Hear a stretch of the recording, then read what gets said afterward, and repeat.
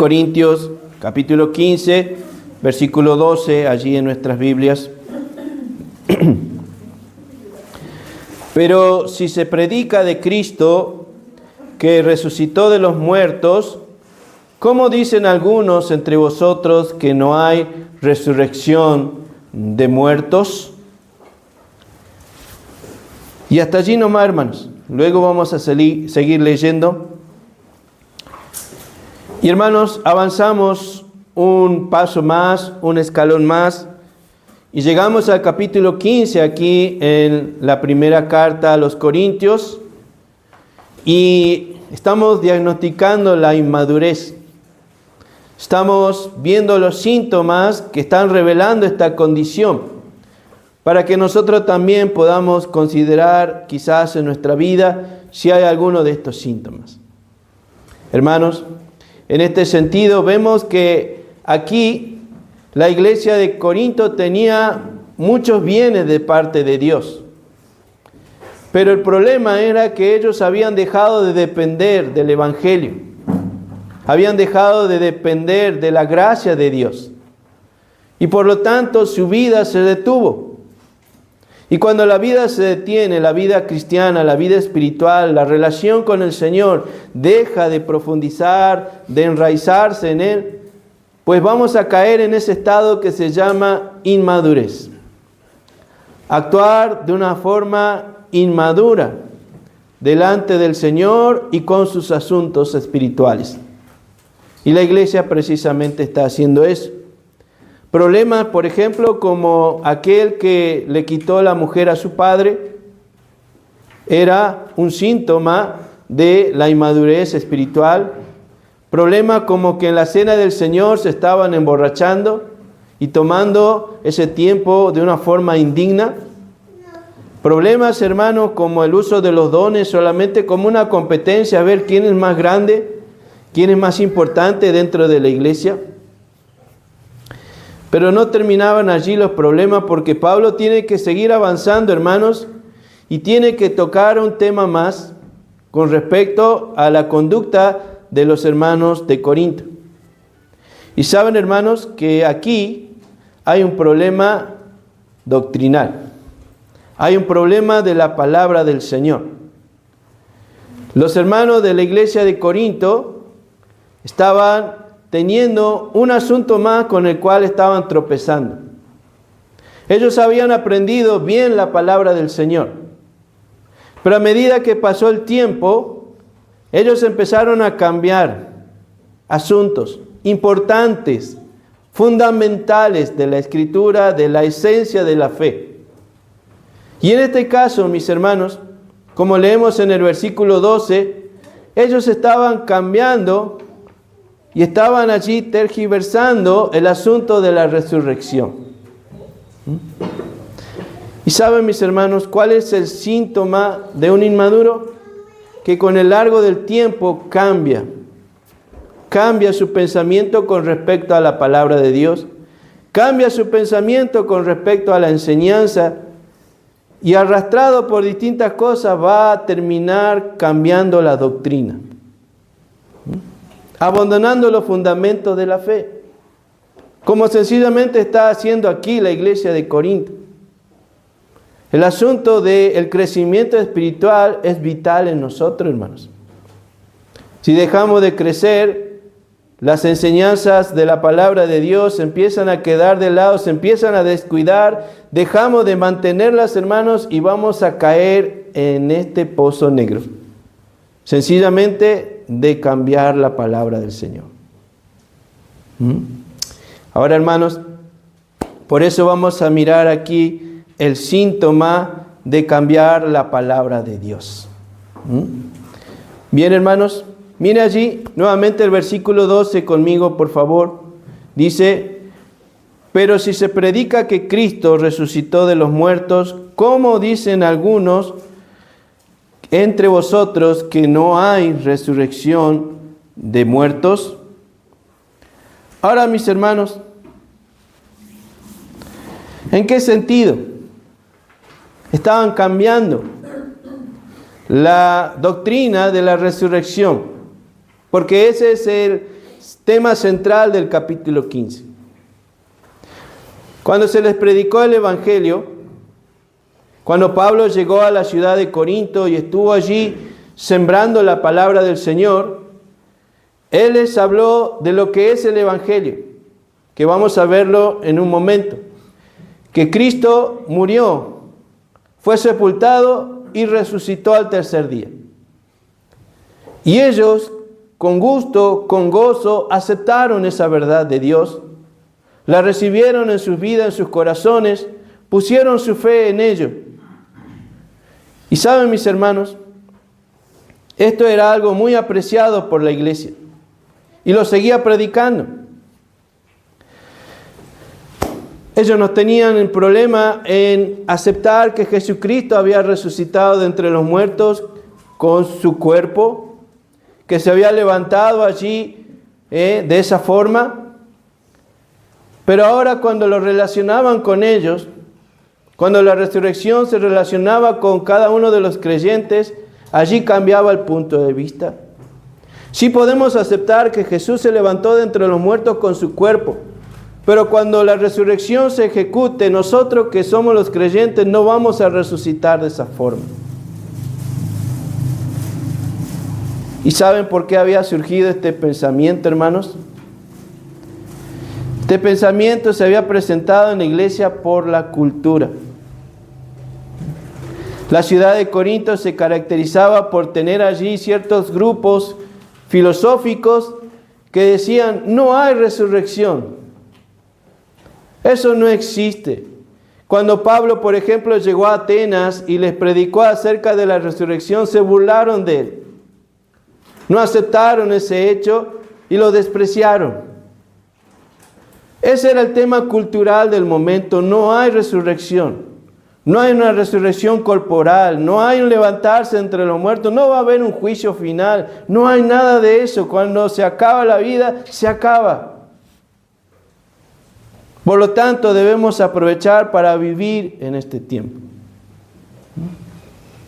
Y saben, mis hermanos, que de la misma manera la iglesia quiere ser arrastrada por la cultura, quiere ser llevada como un río por la cultura.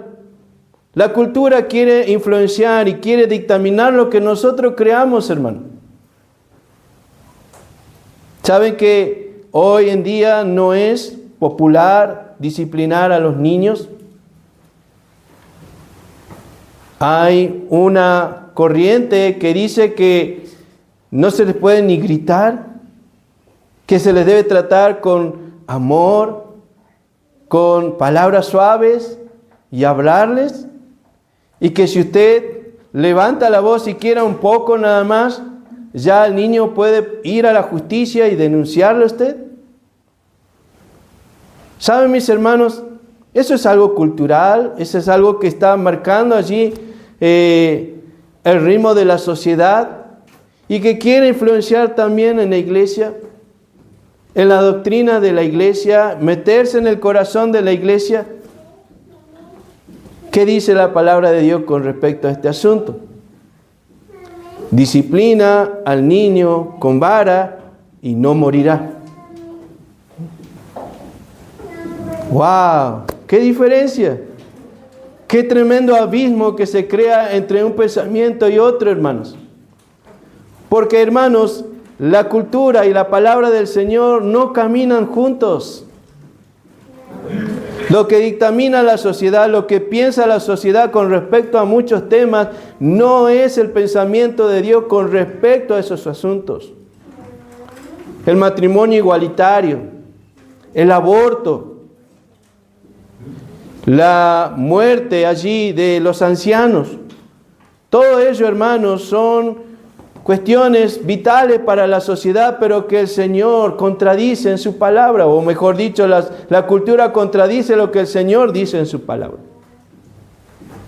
Y en este caso, la cultura, hermanos, iba por un sendero y la palabra del Señor iba por otro. Y estos hermanos de la iglesia de Corinto, ¿cuál sendero escogieron? El de la cultura. Porque queremos ser aceptados. Queremos estar allí en sintonía con el mundo. Queremos ganar al mundo desde dentro. No, hermanos, no funciona así. El cristianismo bíblico siempre se ha mantenido firme en su creencia, en su doctrina, en su pensar con respecto a la palabra del Señor. Y aunque parezca radical, aunque parezca opuesto, sin embargo se mantiene. Y desde ese punto quiere ganar al mundo. Desde la verdad, no desde la mezcla con el error. Desde la verdad quiere compartir allí las buenas nuevas y desde allí atraer a los hombres a la salvación en Cristo Jesús. Mis hermanos, era un tema cultural. Y sabe también que la política no le interesa el tema de la resurrección. En este asunto la política se centra en el hoy. ¿En qué puede ganar? ¿En qué puede obtener? Ya va a llegar el año de elección 2027 y nos van a empezar a visitar en nuestros hogares. Ya va a empezar a entrar la propaganda política por nuestros televisores, redes sociales, etcétera, para tratar de decirnos, mire, nosotros vamos a hacer esto por ustedes y esto y esto y esto. Y mientras no hay elecciones, estamos olvidados. ¿Saben, mis hermanos? Porque a la política lo único que le interesa es el hoy. No le interesa el mañana, no le interesa un juicio final, no le interesa, hermanos, lo que va a pasar después de la muerte. Es el hoy. Enriquecerse, ganar el mundo, es lo importante. Y mis hermanos, no vamos a encontrar temas espirituales tampoco en la política. Si la política viene a meterse en la iglesia, sencillamente la iglesia se va a transformar en una iglesia del mundo. Una iglesia, hermanos, que sencillamente piense con respecto a los temas importantes como piensa el mundo. Y fíjese que la política tampoco va de la mano del Señor y de su palabra. La política es la que nos impone leyes. Y muchas de esas leyes están en contra del Señor y de su palabra. La religión no comprende el tema de la resurrección. Este tema tan importante, tan fundamental de la palabra de Dios, la religión tampoco, hermanos, lo comprende, lo entiende. El religioso sencillamente, ¿saben lo que hace, hermanos? Va a la iglesia cuando es el tiempo oportuno, cuando es la fiesta, cuando es la ocasión importante, y luego sale y salió tan vacío como entró. Eso es lo que es el religioso. Le interesan solamente los ritos, le interesa solamente allí las costumbres que pueda tener, su culto, su dogma y nada más. Y mis hermanos, si nosotros somos personas religiosas, sencillamente nos va a pasar lo mismo. Los temas importantes de la palabra del Señor van a quedar mal entendidos, mal comprendidos, y que con el paso del tiempo vamos a terminar dejándolos y cambiándolos. Mire lo que está pasando aquí. La iglesia está cambiando la palabra del Señor. Está creyendo según lo que ellos piensan que tienen que creer. Están siguiendo su propia forma de entender la palabra del Señor. Se ve qué peligroso, hermanos. Puede mirar cuán peligroso es tomar el asunto y considerar cómo nosotros debemos interpretar la palabra. Cómo nosotros debemos tomar los asuntos importantes del Señor. ¿Saben cuál es la función de este púlpito? Enseñar toda la palabra del Señor. Desde Génesis hasta Apocalipsis. No hay ningún libro, hermanos, que no sea importante. Aún aquellos, hermanos, que nos es difícil encontrar. Cuando el predicador dice Abdías, wow, hermanos, ¿sí? en esas hojitas que están pegadas es muy difícil encontrarlo. O cuando dice Sofonías, ¿sí? O cuando dice Habacuc. Todos esos libritos, hermanos, tienen una importancia vital porque revelan el carácter de Dios, revelan la obra de Dios y sobre todo el corazón de Dios con respecto a la salvación. Cada uno de ellos va poniendo un poquito más de revelación, de información y mostrándonos el gran Dios que es el Dios de la Biblia. Este asunto, hermanos, tiene implicaciones importantes. Mire, siga leyendo por favor el versículo 13.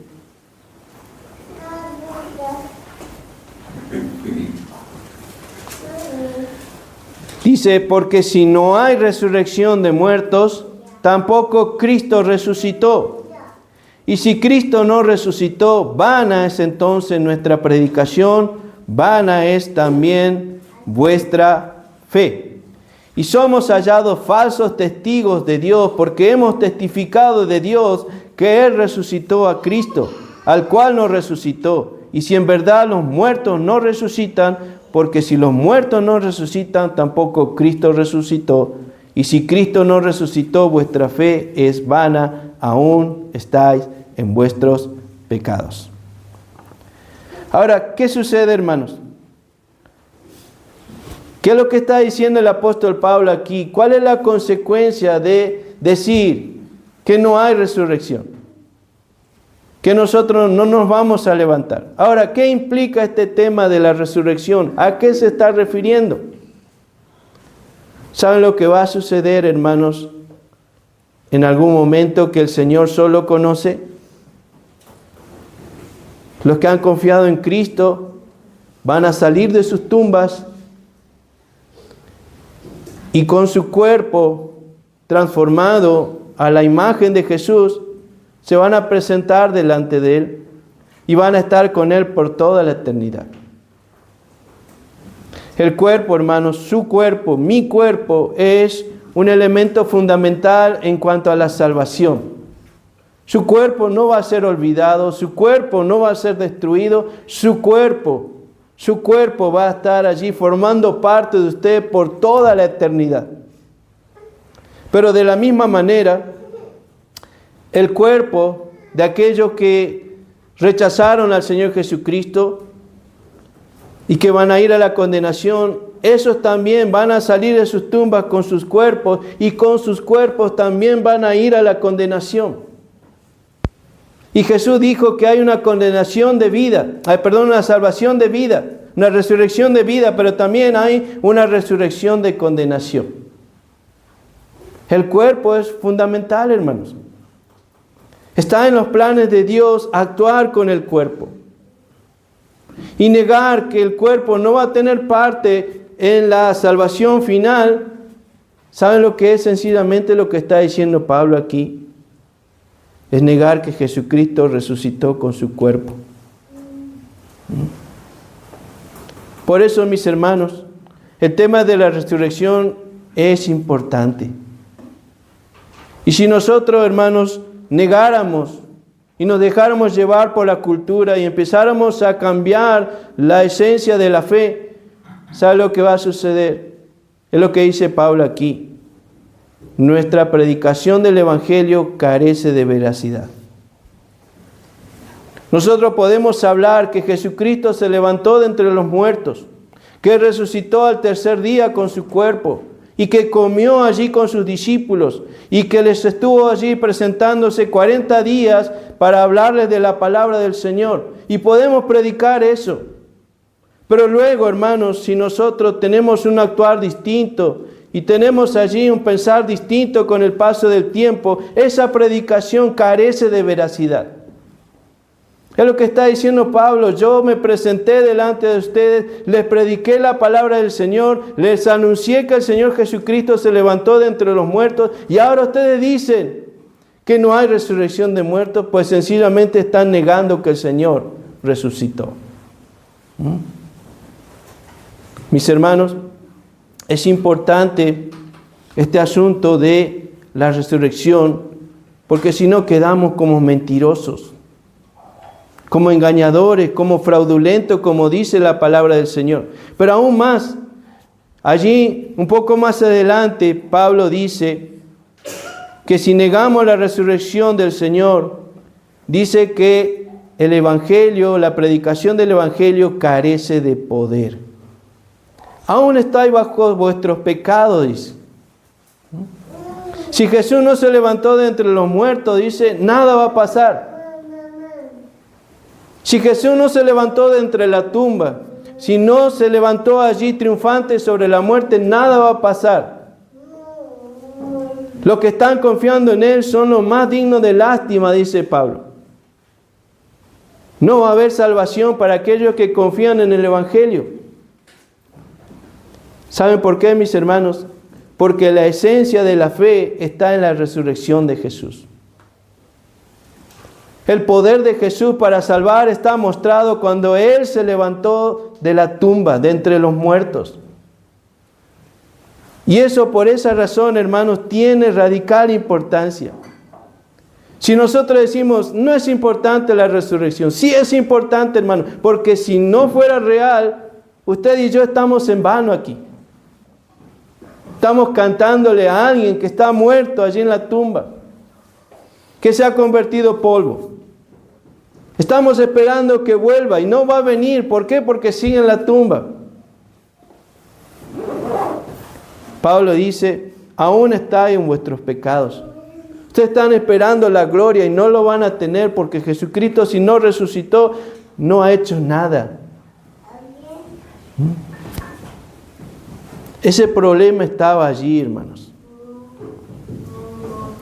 Pablo presenta el problema. Pero ahora mire, vaya al versículo 1, por favor. Vamos a leer allí, hermanos, lo que dice la palabra del Señor.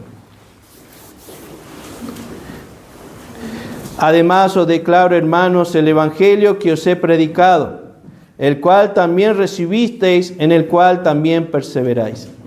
Por el cual asimismo, si retenéis la palabra que os he predicado, sois salvos, si no creísteis en vano. Porque primeramente os he enseñado lo que asimismo recibí, que Cristo murió por nuestros pecados conforme a las Escrituras, y que fue sepultado y que resucitó al tercer día conforme a las Escrituras. ¿Qué es lo que había predicado Pablo? ¿Y qué es lo que nos predicó a nosotros, hermanos? ¿Y qué es lo que es la esencia de la fe en cuanto al Evangelio? ¿Saben que la resurrección de Jesús es un hecho histórico? ¿Sabe que usted y yo el día de ayer hemos recordado la muerte del general Belgrano? ¿Por qué? Porque es un hecho histórico. Es algo que está marcado en la historia. Y usted sabe que también vivió en nuestro país y que luchó por la independencia del país el general San Martín. ¿Por qué? Porque es un hecho histórico.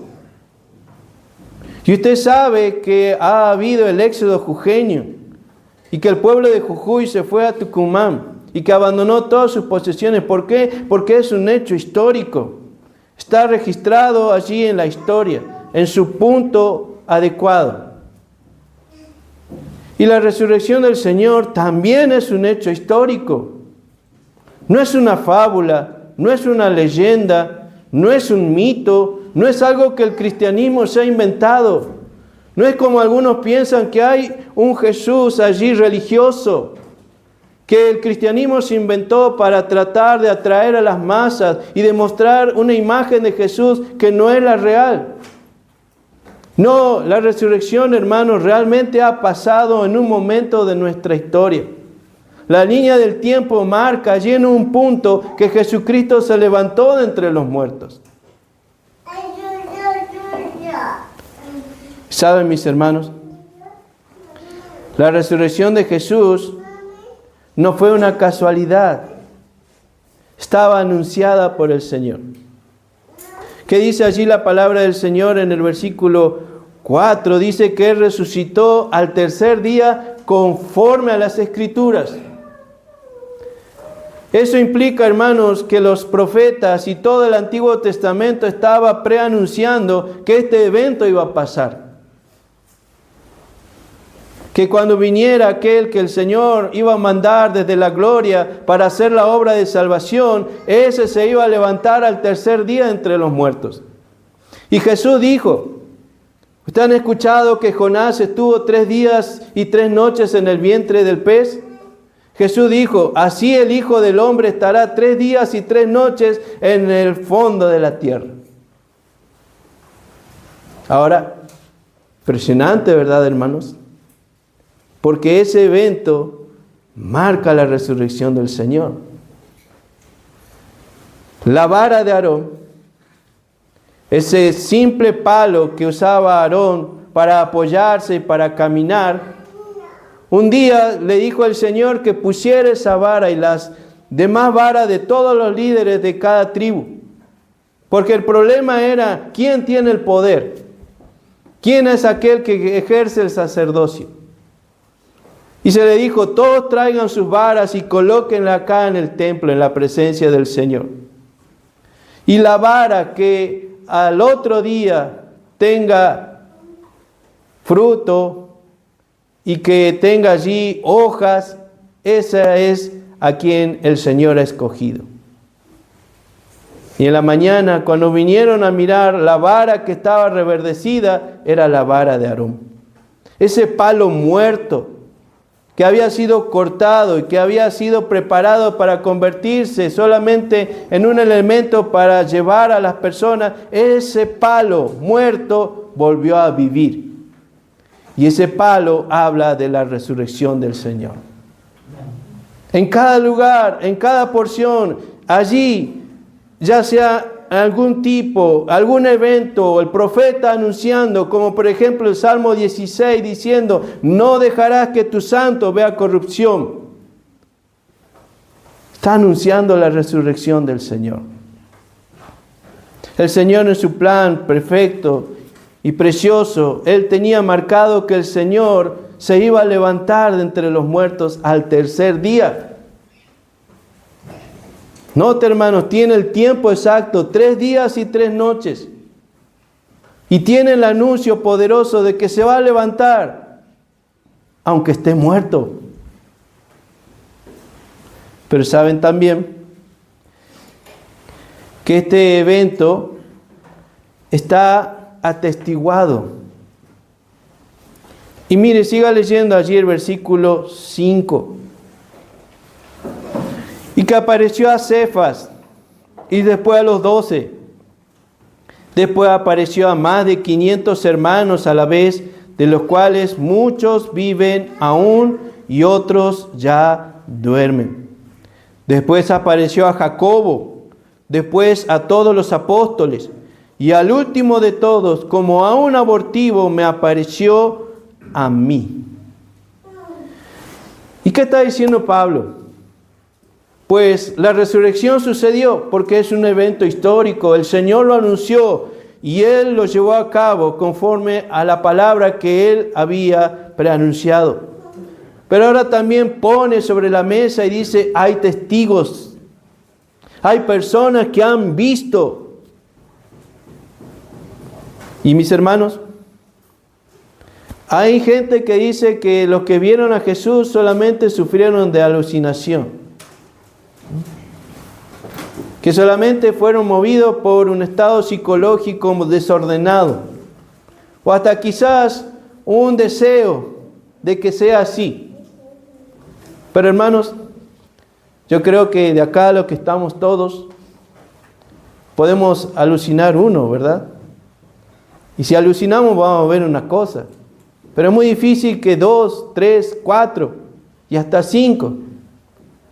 Pero aquí, hermanos, Pablo está planteando, dice, 500 personas a la vez.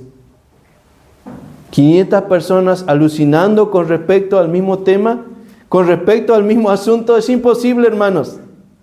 500 personas, dice, que lo vieron resucitado, que lo vieron levantado de entre los muertos, que lo tocaron.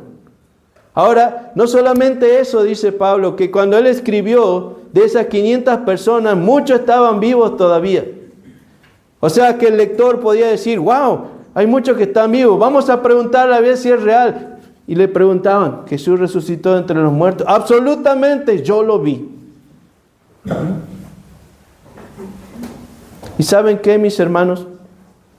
No es que cada uno contaba a su manera, todos los testimonios coincidían. Todos los que testificaban y hablaban de que habían visto a Jesús, todos tenían la misma sintonía. Ahora, lo impresionante de esto, ¿sabe qué es, mis hermanos? Que en el capítulo 1 de Lucas dice que Jesús se apareció durante 40 días a los apóstoles y les mostró pruebas indubitables. ¿Qué significa eso? Que no pueden cuestionarse, no pueden dudarse de ninguna manera. Ellos quedaron tan convencidos de que Jesús estaba resucitado, que se había levantado entre la tumba. Y no lo dudaban en ninguna manera. Ahora note el cambio. Cuando Jesús fue tomado prisionero, cuando Jesús fue llevado ante las autoridades para ser juzgado, ¿dónde estaban los apóstoles? Escondidos en algún lugar. ¿Sí? Ahora, ¿qué pasó? Jesús murió. ¿Qué están haciendo los apóstoles? Llorando, lamentándose, escondidos de las autoridades. No quieren salir de ese lugar oscuro donde se han metido. Pero luego que el Señor resucita, ¿qué sucede con esos hombres? ¿Qué sucede en Hechos capítulo 2? Registra allí Lucas que Pedro se para y le dice, ustedes mataron al santo. Pero el Señor lo levantó al tercer día. Con todo valor, con toda firmeza, con toda seguridad, se presentan y empiezan a predicar al pueblo de la buena nueva que Jesús les encomendó que la llevaran. ¿Qué produjo ese cambio? De pasar de cobardes a valientes. ¿Qué pasó? ¿Qué pasó entre medio? Sencillamente, mis hermanos, la resurrección. Jesús se apareció delante de ellos y ellos estaban tan convencidos, tan ciertos que era el Señor, que ahora, hermanos, estaban dispuestos a dar su vida por Él. Porque sabían que lo que Él había dicho era real. Lo que Él había prometido era real. Su reino realmente era real. Que la gloria les esperaba tal cual como Jesús le había prometido. No dudaban. Si es necesario sellar mi predicación con mi vida, estoy dispuesto.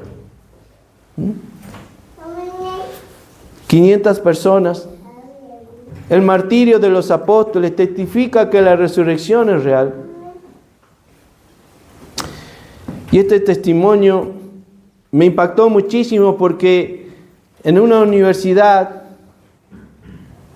un joven ateo estaba leyendo los libros de historia de su biblioteca de la universidad, mirando allí, leyendo la historia del cristianismo, se narraba allí la biografía de Saulo.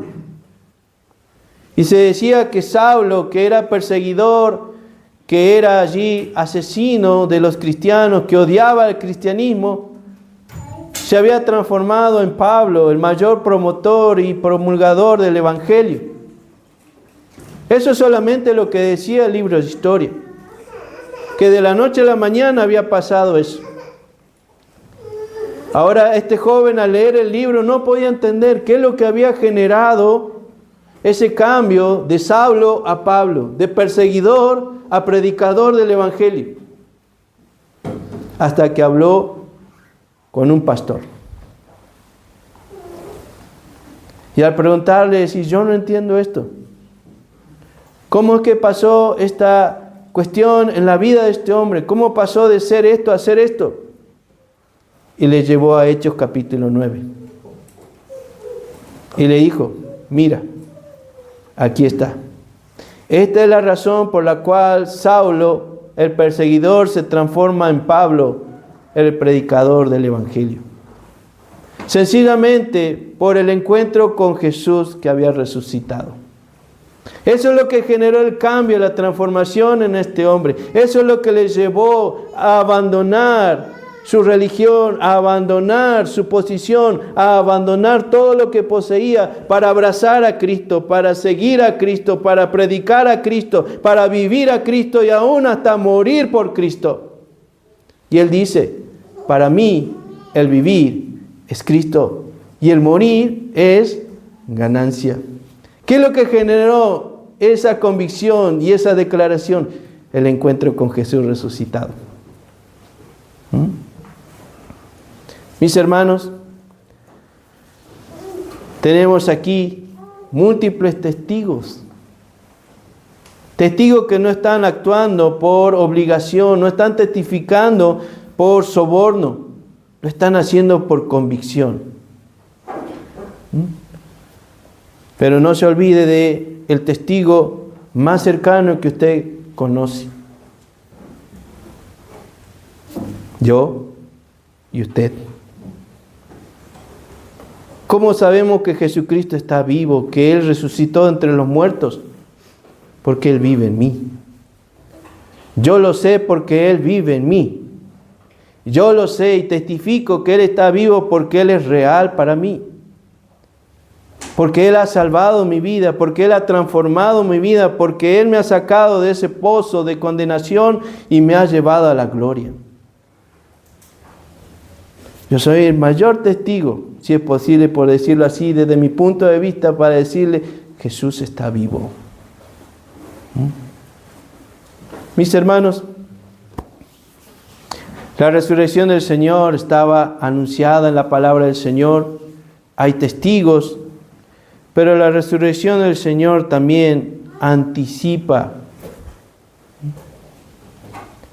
Así como Jesús se levantó de entre los muertos, así se van a levantar, hermanos, al final del tiempo, unos para salvación, otros para condenación. No al mismo tiempo.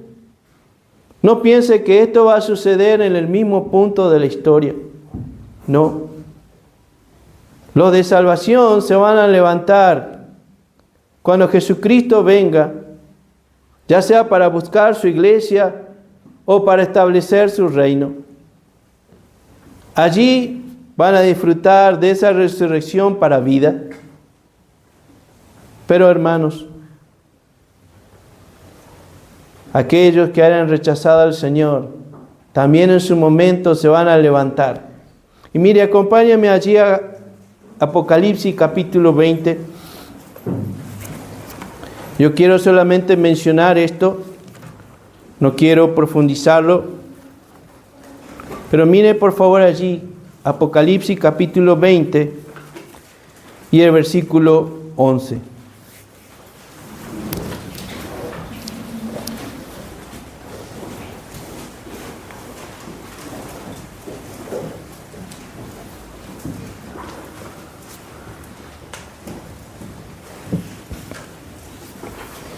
(20:11), por favor allí. Y vi un gran trono blanco, y al que estaba sentado en él, de delante del cual la tierra y el cielo y ningún lugar se encontró para ellos. Y vi a los muertos, grandes y pequeños, de pie ante Dios, y los libros fueron abiertos, y otro libro fue abierto, el cual es el libro de la vida, y fueron juzgados los muertos por las cosas que estaban escritas en los libros, según sus obras. Un trono.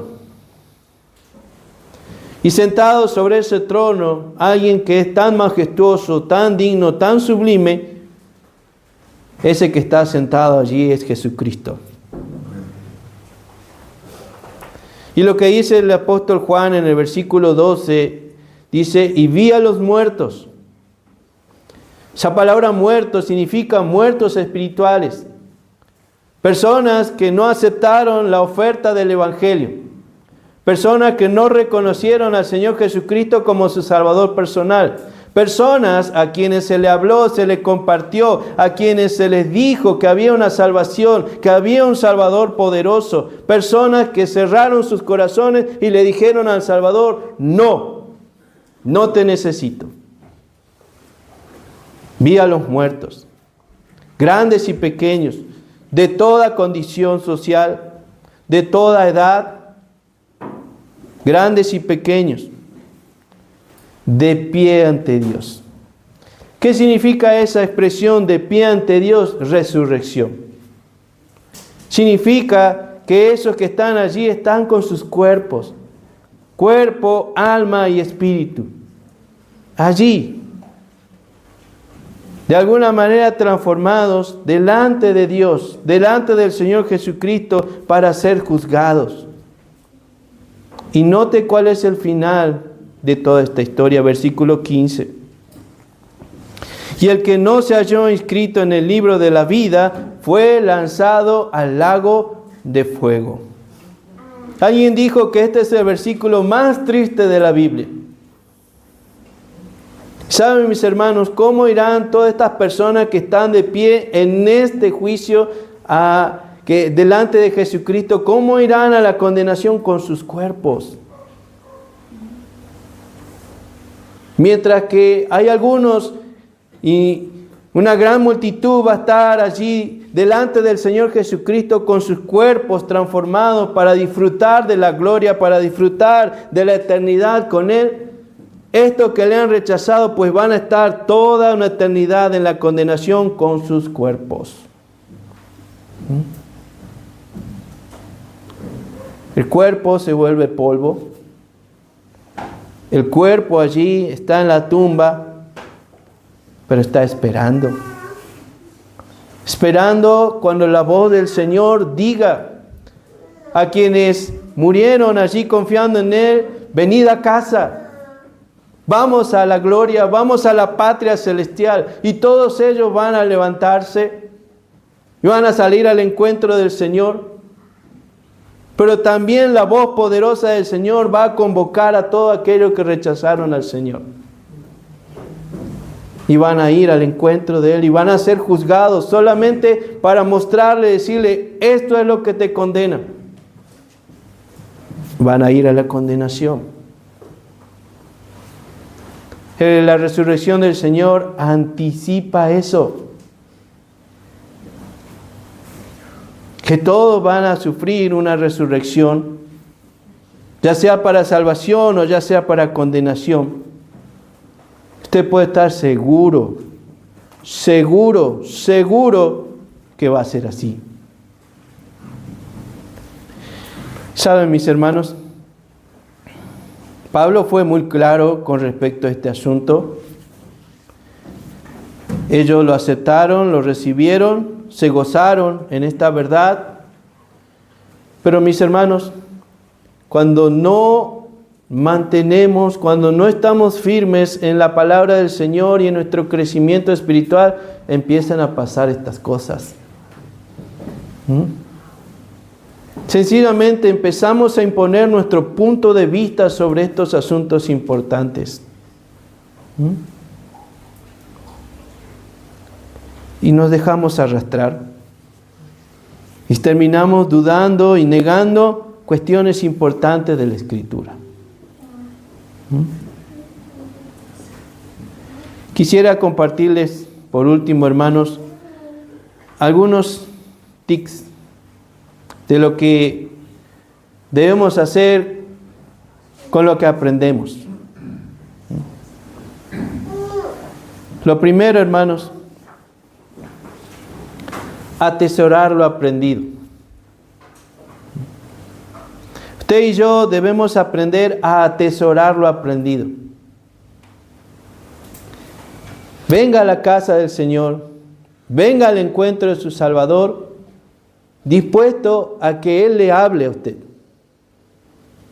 No venga solamente para sentarse aquí en la iglesia y pasar un tiempo, o sencillamente para dormirse, porque no completó el sueño en su hogar, o sencillamente para encontrarse con una persona. No, venga acá a la casa del Señor a llevarse lo más importante que tiene este tiempo como culto al Señor, la predicación de la palabra del Señor. Atesore este tiempo, ame este tiempo, disfrute este tiempo. Y si es necesario, tome notas, tome apuntes. Como dijo alguien, la tinta más débil es más poderosa que la mente más fuerte. Lo que usted tiene anotado allí, luego lo puede volver a mirar en su hogar. Pero en cambio usted dice, yo tengo una memoria, pero de... Mis hermanos, nos olvidamos ya que ha pasado hace un año atrás, hace una semana atrás, ¿sí? Por eso, mis hermanos, atesore este tiempo. El tiempo donde se abre el libro del Señor y donde se predica la palabra del Señor necesita ser atesorado por nosotros. Pero también compruebe lo aprendido. No se quede solamente con que, el pastor lo dijo. No, que yo lo escuché en alguna predicación en YouTube. O yo le escuché a tal famoso predicador compartir de esta forma. No, mis hermanos. Compruebe lo aprendido. Lo que usted escucha, luego revéalo si es posible en su hogar. O profundice allí, pero compruebe lo aprendido. Mire, acompáñame a Hechos capítulo 17. Hechos capítulo 17. Quiero que miremos el ejemplo de estos varones judíos. Hechos capítulo 17, versículo 10. Mire lo que dice la palabra del Señor. Inmediatamente los hermanos enviaron de noche a Pablo y a Silas hasta Berea. Y ellos, habiendo llegado, entraron en la sinagoga de los judíos. Y estos eran más nobles que los que estaban en Tesalónica, pues recibieron la palabra con toda solicitud, y preste atención, escudriñando cada día las Escrituras para ver si estas cosas eran así. Pablo predicó, les habló de la buena noticia del Evangelio. ¿Qué hicieron aquellos que escucharon? Durante la semana vinieron nuevamente, abrieron los rollos de la palabra del Señor y estudiaron, comprobaron si realmente era así como estaba predicando el apóstol. Usted y yo de la misma manera. No porque alguien importante nos diga, como fui a algún lugar equivocadamente y alguien dijo, yo soñé con Dios. Y yo medí a Dios, y Dios medía 80 metros. ¡Wow! Impresionante. ¿Dónde está eso en la Escritura? Se pueden decir muchas cosas, hermanos, desde un púlpito. Se pueden decir muchas cosas desde un nombre, desde una posición. Pero hermanos, lo más importante es lo que diga la palabra del Señor. Y para ello tenemos que comprobar. Y eso, sencillamente, hermanos, va a generar convicción. Porque no es solamente que lo dice el pastor, no es solamente que lo cree la iglesia, no es solamente que es cuestión del Evangelio, no, va a ser nuestra propia convicción. Porque sencillamente lo hemos visto, lo hemos palpado, lo hemos comprobado con la palabra del Señor. Y la Escritura dice así, y yo lo creo de esa forma. Comprobar lo aprendido. Pero algo más. Profundizar en lo aprendido. ¿Saben, mis hermanos? Que cuando se predica desde el púlpito no se puede dar todo. Quizás esta mañana, algunas cosas que se han compartido nos han pasado como velozmente. Pero para eso necesito profundizar. Mi labor, su labor, como creyente, como hijo de Dios, como alguien salvado por la gracia de Dios, es profundizar en la Escritura. Nuestra fortaleza está en ello. ¿Hasta dónde llegamos en la profundidad de la palabra del Señor? Si estamos arriba solamente raspando la cascarita, pues así es nuestra vida, inconstante. Pero si estamos profundizando, nuestra vida está bien arraigada, bien cimentada, bien fundamentada, estamos firmes. Por eso el Señor Jesús dijo esto. Mira, acompáñenme a Juan capítulo 5. Juan capítulo 5.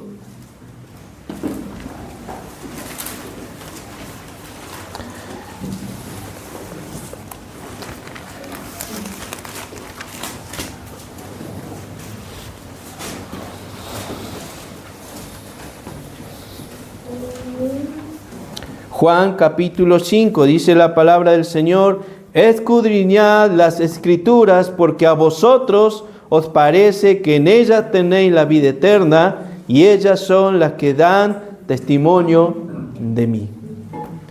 ¿Qué significa escudriñar? Ir a fondo. Cada día profundizar más. Es lo que está planteando el Señor Jesucristo como un mandamiento y como algo que debe ser constante en la vida de uno. Ir a fondo. Cada uno de nosotros tenemos que ser conocidos como el pueblo de la palabra. La palabra del Señor debe estar presente en nosotros. Y para que ello sea así, debemos profundizar en la Escritura. Saben que si usted y yo nos quedamos solamente con el asunto de decir, bueno, ya hemos recibido la predicación, ahora vamos a volver el otro domingo, es como sencillamente que usted coma un solo día. Y luego quiere estirar hasta la otra semana para volver a comer. El Señor dice, profundizad, ir a fondo, llegar hasta el punto.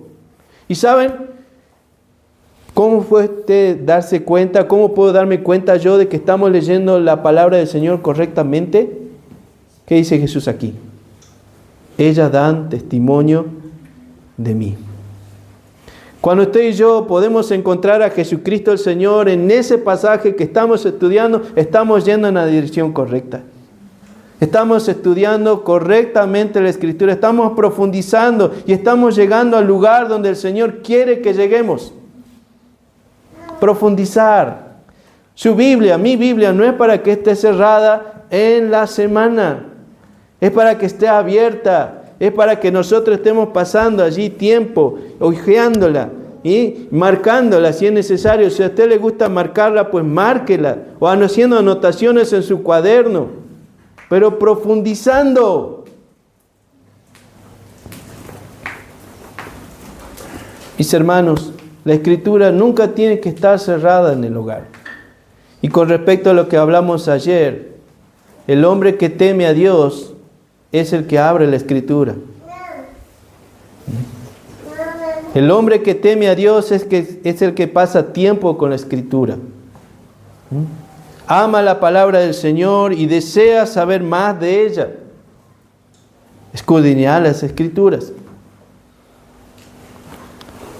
Por último, hermanos, último tip. Mantenerlo aprendido. Lo que usted y yo debemos hacer es mantenerlo aprendido, agarrar firmemente lo que hemos aprendido.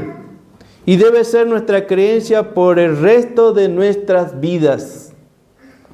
No importa, hermanos, lo que vaya pasando a lo largo del tiempo.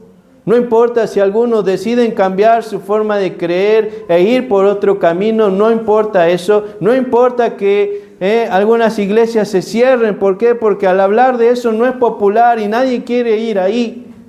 No importa. Si usted y yo queremos agradar al Señor, debemos agarrar firmemente lo aprendido y durante el resto de nuestra vida tiene que ser nuestro. ¿Sí? Por eso, mis hermanos, el Evangelio es la verdad fundamental. Y así como lo hemos recibido, así como se nos ha predicado, así como se nos ha enseñado, así debemos agarrarlo y llevárnoslo.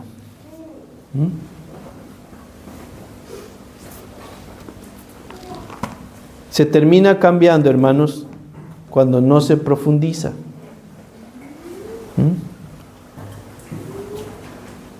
Cuando no hemos comprobado por nosotros mismos. Porque si yo, como persona, logro convencerle a usted de algo, va a venir otro con mejores argumentos y le va a convencer de otra cosa. Pero si el Espíritu de Dios, a través de la predicación o a través de profundizar, nos convence de algo, de eso tenemos que agarrar. Y esa debe ser, hermanos, nuestra cuestión de llevarla el resto de nuestras vidas. Creerlo así, predicarlo así, defenderlo así. El problema de la iglesia de Corinto, hermanos, cambiaron. Cambiaron. ¿Se da cuenta? Cuando cambiamos en cuestiones importantes, hermanos, no hay un aplauso, no hay una alabanza, no hay un reconocimiento. Usted puede cambiar de corte de cabello. Si tiene canas, puede teñirse el cabello. ¿Sí? Puede cambiar, ¿sí?, de forma de vestir. Pero hay algo que no puede cambiar. No puede cambiar la palabra del Señor. No puede cambiar su fe en la palabra del Señor. Debe mantenerse firmemente aferrado a ella. Ese es el desafío para esta mañana y esa es la decisión.